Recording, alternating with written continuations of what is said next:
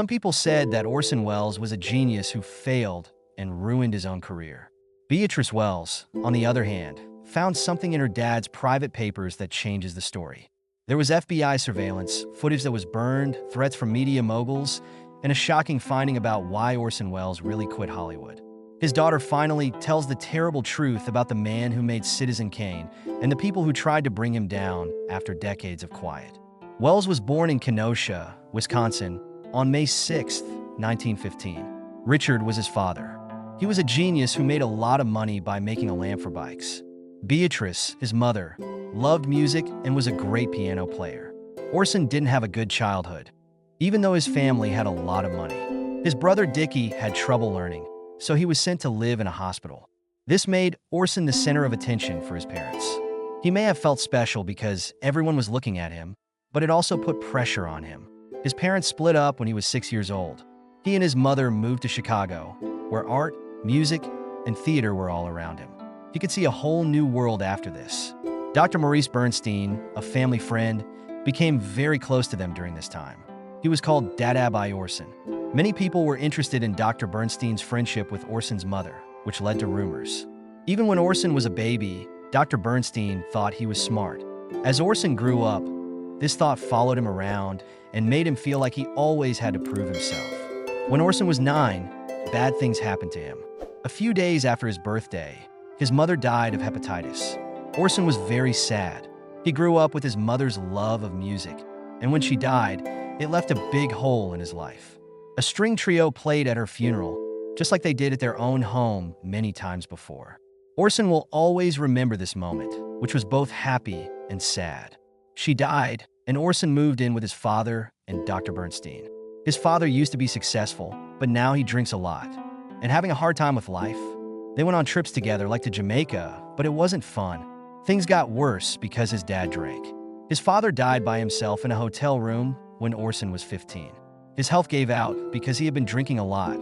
Because he wouldn't let his dad see him until he stopped drinking, Orson felt very bad about himself. He felt guilty about what he did for the rest of his life. Orson had to decide who would take care of him after his father died.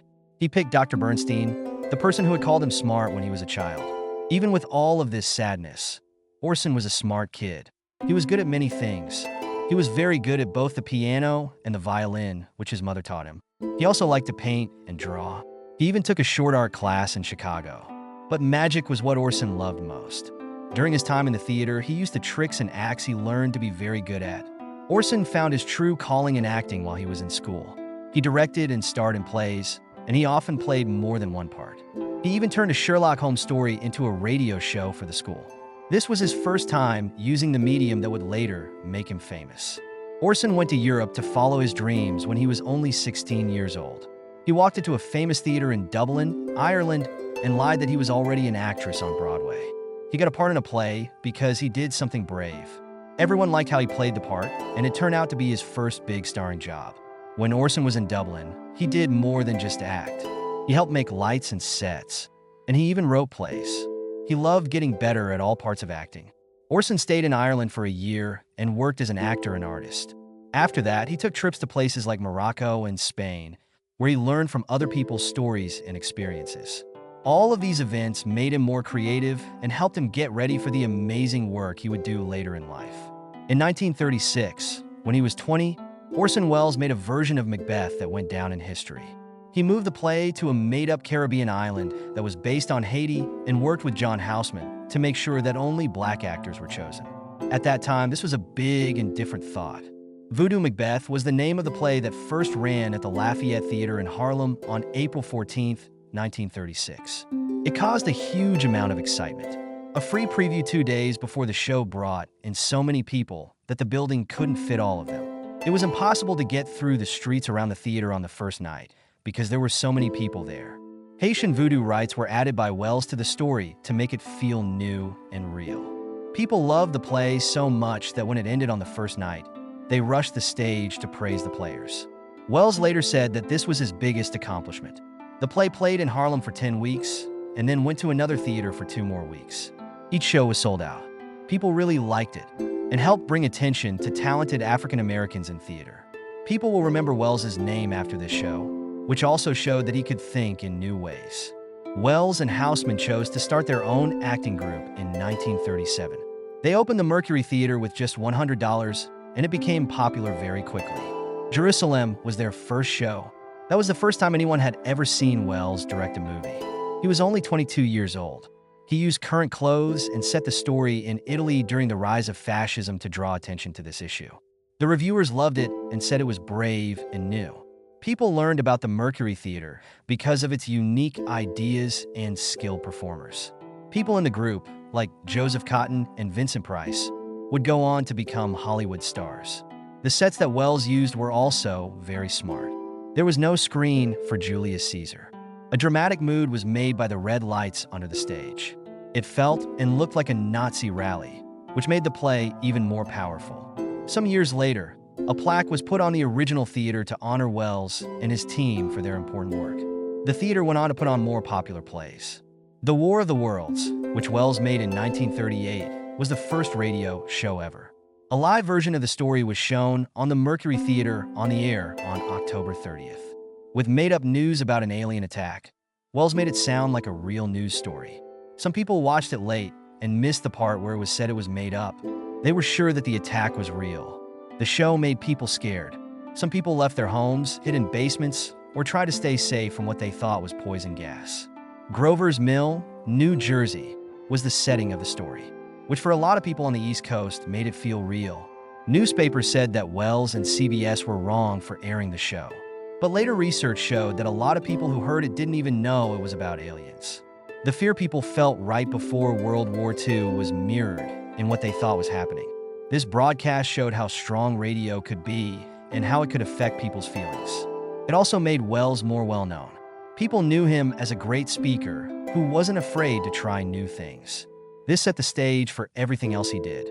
Orson Welles shocked everyone in Hollywood when he signed a deal with RKO Pictures when he was only 24 years old.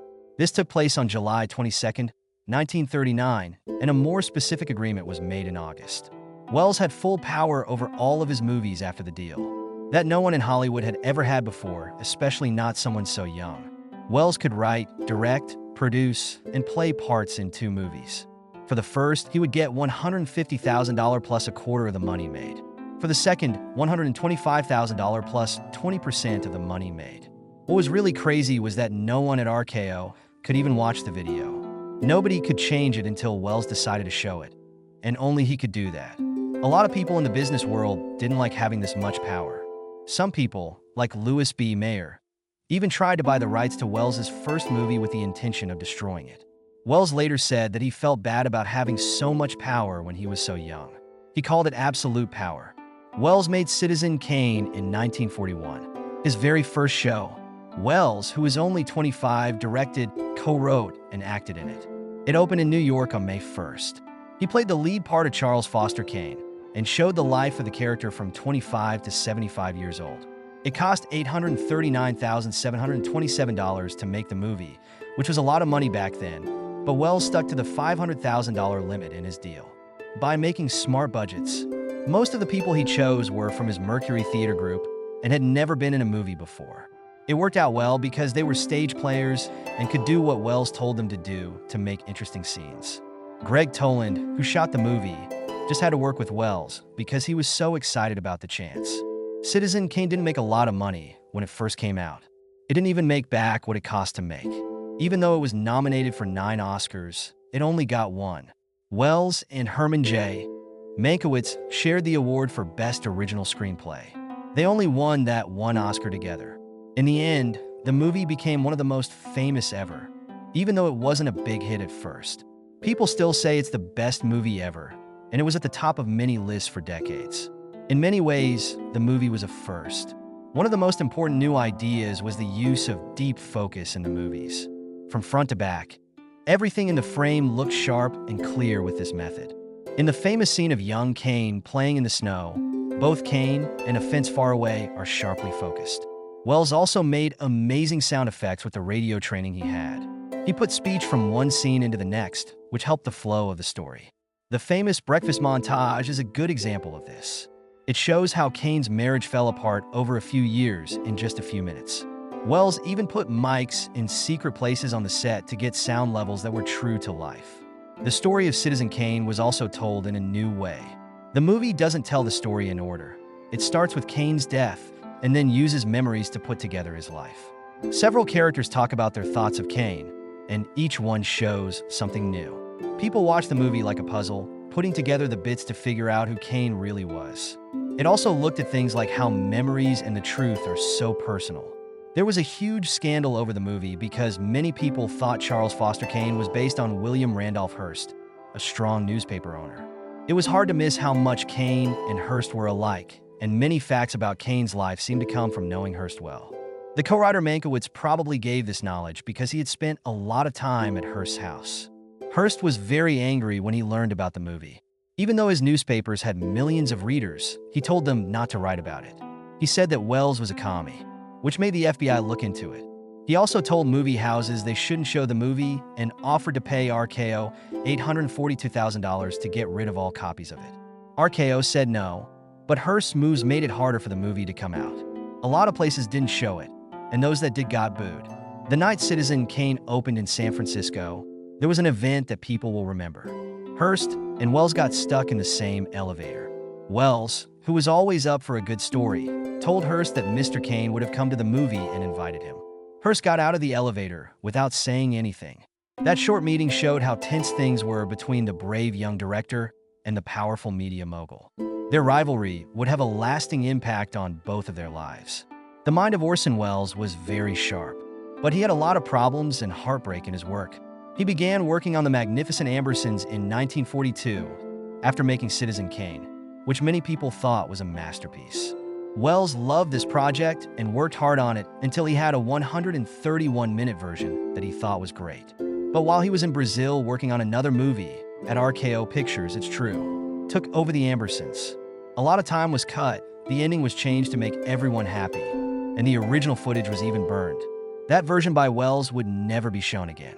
This was done because people who saw the movie in previews didn't like it and wanted something happier. Welles was hurt. He put everything he had into scenes like the 20-minute ballroom scene and the quiet, sad ending with a guy walking alone through a changed town. He said, "They destroyed Ambersons, and it's all true. They destroyed me," when he saw what they had done. This was the first time he had trouble with Hollywood, and people still talk about how great his first version could have been. This wasn't the only fight Welles fought. He began a lot of movies, but only finished a few because the studios messed with him or he ran out of money. Everything is true. His trip to Brazil was for a project that was never finished, but he got a lot of footage for it. He worked on Don Quixote in the 1950s, which was a new take on the famous story, but it was never finished even after decades of work. Next, there was The Other Side of the Wind, a movie about Movieland. Welles worked on it for 15 years, but legal and money issues came up, and he died before he could finish editing it. He often lost even the movies he finished. The studio greatly changed his movie, The Lady from Shanghai, in 1946. They did the same thing with Touch of Evil in 1958. Not all of Welles' movies came out the way he wanted them to. Two of them, Citizen Kane and The Trial, were the only ones. Such a sad story about a genius who kept getting into trouble with the Hollywood system, leaving many of his great ideas unfinished or broken. On top of that, the FBI went after Welles and made things even harder for him. They began looking into him in 1941, not long before Citizen Kane came out. They put together reports about him for 15 years, making a file that is over 200 pages long. The FBI saw him as a political threat because he spoke out about his views and worked on radio shows about civil rights. In 1945, they put him on a list of people they thought were a threat to national security because they thought he was connected to communist groups. A lot of this was based on gossip and not on real proof. Several news stories said he was working on a plan in Brazil, while others said he was secretly working for President Roosevelt. They looked into his personal life too, like when he was married to Rita Hayworth. The FBI kept track of Welles until 1949, and being watched all the time hurt his image. That's one reason he left Hollywood in the 1950s and went to Europe. In the years after these FBI files came out, people were shocked by how much the government had meddled in his life during the Red Scare. It added more to the story of an artist who fought against people who wanted to control him. He quit Hollywood in 1948 when he was 33 years old. His work was getting worse and worse because of the companies. They got in the way of his movie, The Magnificent Ambersons, and then they blamed him when the lady from Shanghai didn't do well. He got on a ship to London with only $150 in his pocket and hoped to start over. Because of this move, I lived and worked in Europe for almost 20 years. While he was in Europe, Welles worked as both an actor and a director. To make money, he was in a lot of movies, like the 1949 movie The Third Man, in which he played the famous Harry Lime. Between 1948 and 1951, he was in 13 movies. A lot of the money he made from those movies he used to make his own movies. Othello was one of them. He began shooting it in 1948, but he had to stop many times and do acting jobs to pay for it because he kept running out of money. He finished it in 3 years. Though it took longer, Welles had found a way to make movies his own way by the time it came out in 1952. The film won the Palme d'Or at Cannes, and critics praised his hard work. The freedom to make movies out of Shakespeare's stories gave Welles a lot of joy. After many years, he wrote Chimes at Midnight in 1965. Falstaff, one of Shakespeare's most famous characters, was the main character of this movie. This story had a lot to do with Welles, and even said it was his best work. It wasn't easy to make the movie. Not having much money, he had to pawn his things in Spain to keep the project going. Critics liked it a lot when it was finished, especially the fight scenes. Movies like Braveheart were based on these scenes, but life in Europe wasn't always good. Many of Welles' projects were never finished because he couldn't get enough money for them. Don Quixote was one of them. He began making it in 1955 and spent years filming in Mexico, Italy, and Spain, but it was never finished. Another unfinished movie was The Deep, which was based on a book. The movie stopped making when one of the stars, Lawrence Harvey, died. The Other Side of the Wind was another book that Welles worked on. It began in 1970, and he said it was almost done by 1972.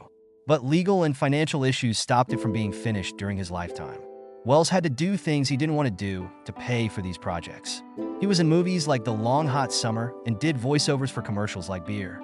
It made him mad that these jobs kept him from making movies. He kept working, though, by coming up with new ideas. He took parts of an old documentary and added new scenes to them to make F for Fake into something completely his own. Welles didn't truly give up on Hollywood. He came back to direct Touch of Evil in 1956. They took over editing without his permission, but he was able to get Universal Studios to let him direct. He wrote them a long note with lots of ideas for how to fix it, but they didn't follow most of them. Still, the movie became a classic in time.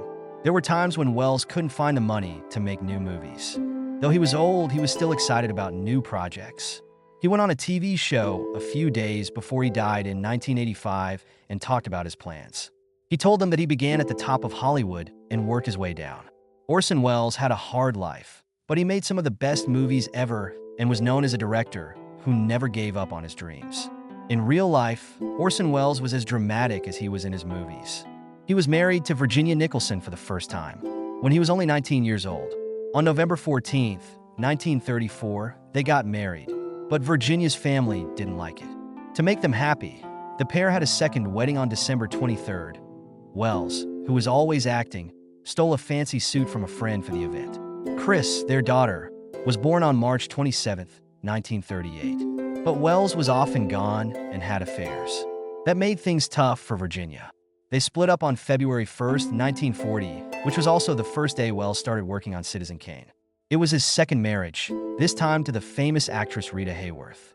They got married in Santa Monica on September 7, 1943, while Rita was taking a break from a picture shoot. On December 17, 1944, they had a girl named Rebecca. Things didn't change with Welles, though. He was still having affairs, and Rita didn't want a solid family because she thought he was too moody and unpredictable. They split up on November 10, 1947, after being married for only a short time. Welles got married for the third time to an Italian actress named Paola Mori. They got married on May 8, 1955, just 2 days before Welles turned 40. It wasn't a normal marriage, but they were married until Welles died in 1985. Toward the end of his life, Welles lived with a lover named Oja Kodar, a Croatian actress who was a lot younger than him. Even though this was an odd situation, he stayed married to Mori and often went back to her. With these 3 wives, Welles had 3 children. Christopher, his first child, had a hard time with him.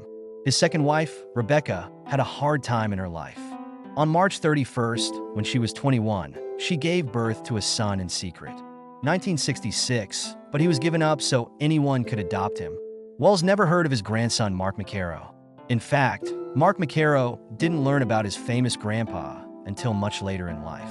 Mark died in 2010, which was very sad. After Wells died, his youngest daughter, Beatrice, born in 1955, took over running his estate. She even played parts in some of his later movies. Wells had a lot of money troubles, even though he was famous. He made a lot of money as an actor, but he spent it all very quickly. It was almost agreed upon that he would appear on The Love Boat for $75,000, but he chose not to. He said in jest that he wanted his gravestone to say that he never did The Love Boat. Wells moved around a lot to find money for his projects. He even lived like a nomad to finish his movies. In bits and pieces, he worked on movies like Othello and The Trial. He often had to stop working on them because he didn't have enough money. Wells loved to live a fancy life. He drank a lot, smoked big smokes, and wouldn't give up on his beliefs. It was hard for him to work with Hollywood companies because of this. He had to do odd jobs like ads and small jobs like that until the end of his life in order to keep working on the movies he loved. A lot of the things he was working on were not finished when he died. People talk a lot about The Other Side of the Wind, one of these unfinished movies. In 1970, Wells began working on it, but he never finished because of money and legal problems. The movie didn't move forward after he died for decades. In 2014, producers were finally able to get the rights. Fans raised money to finish the movie, and then Netflix stepped in to finish it. Putting together the movie was possible with Wells's notes and a rough cut he had made.